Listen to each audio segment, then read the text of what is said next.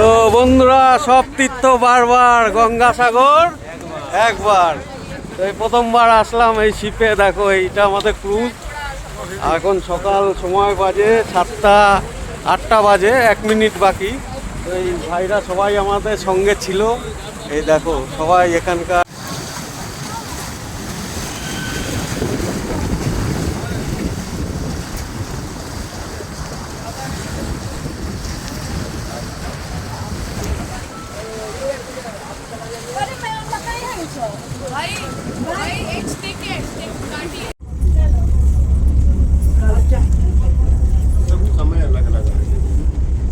এটা কত নম্বর ঘাট?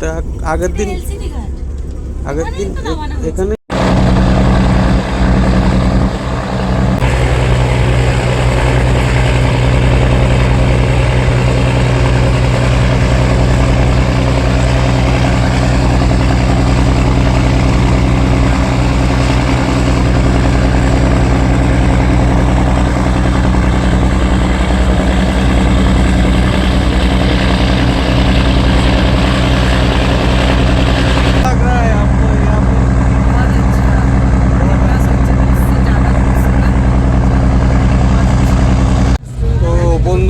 সব তীর্থ বারবার, গঙ্গাসাগর একবার।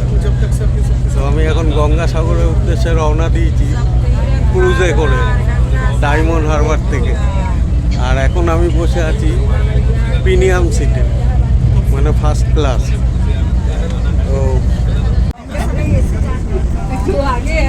তো গরম গরম সমোসা, এখন সিঙ্গাড়া দিচ্ছে দাদা সবাইকে,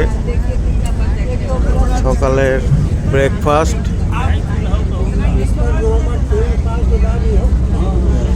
এই যে আমার সিট। তো বন্ধুরা, পেছনের দিকে, ক্রুজের পেছন দিকটায় তোমাদের দুটো টয়লেট আছে, একটা লেডিস আর একটা টয়লেট আছে।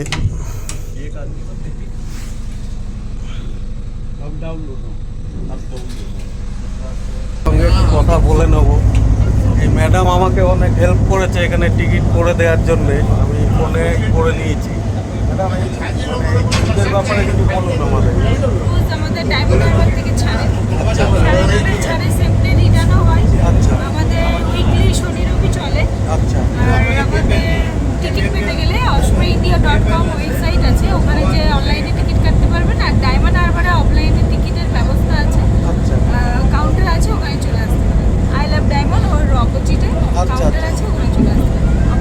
তো বন্ধুরা, এটা শুনলে আপনারা অফলাইন অনলাইন দুটোই টিকিট পরিষেবা আছে।